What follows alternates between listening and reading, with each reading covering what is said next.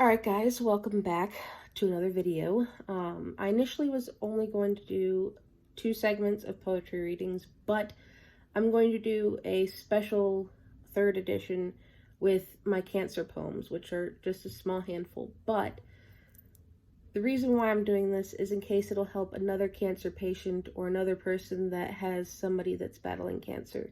Because cancer is far from easy, no matter what kind of cancer you have or what stage you're at. Or what stage or what type of cancer somebody you love has. It's not easy. And the first poem that I'm going to read to you is titled Cancer. This river of our bloodstream carries my red blood cells to where they need to be. A flood of white comes to save the day. The white blood cells make me fight any infection that may come my way. My platelets assist in the healing process when cuts or similar things arrive. Life isn't perfect, for all of us are bound to get sick in some way, shape, or form. With cancer, certain cells uncontrollably separate. When this happens, body tissues get destroyed. Cancer comes in the form of numerous amounts of names. Chemo helps us fight the cancer, but it doesn't always work.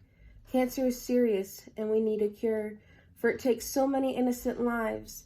Some people win their battle, while some people pass away while fighting. Stay strong, butterfly. You'll forever be loved.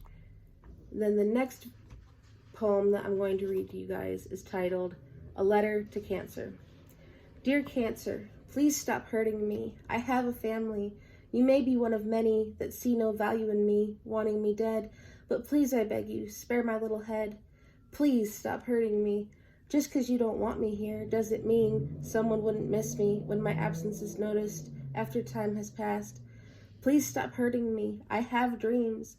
If my life is cut short thanks to you, then I wouldn't be able to cross everything off my bucket list, saying all my goals were met, like receiving my dream job or becoming a mother.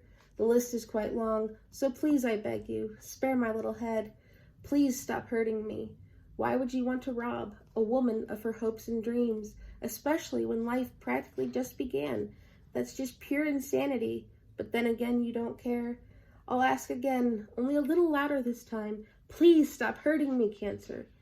If you end up succeeding in taking my life instead of sparing my little head like I have begged you to, then please at least let me die in comfort and peace instead of misery. You're having your fun and games with my body, which belongs to the Lord, but when my time does come, you'll end up apologizing for the agony you put me through when you begin to see that walking in heaven with the Lord is truly the best place to be. Please stop hurting me. I'll be eternally grateful.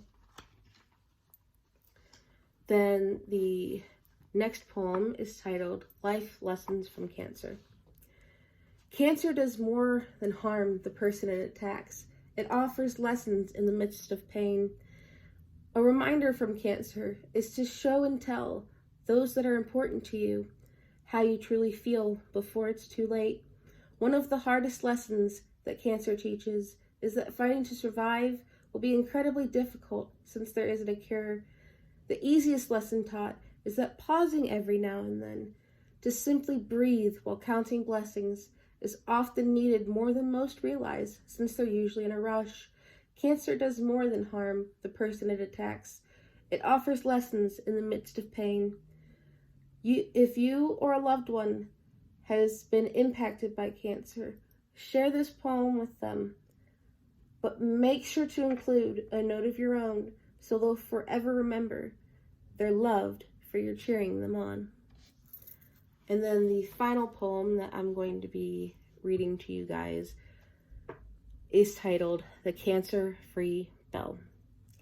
Patients just want to ring the cancer-free bell, but cancer tries to limit numbers of people, for it wants to take innocent lives, even though it hurts their friends and family. Cancer is one cruel fella, so to all the fighters, I want to encourage you. We'll get through this together, no matter what issues we may face. So hold my hand, dear friend. You'll never face this alone, and we will ring that bell.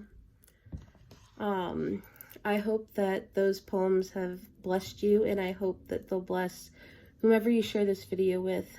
And if you are battling cancer, I'm praying for you, and if you need advice or anything, just let me know.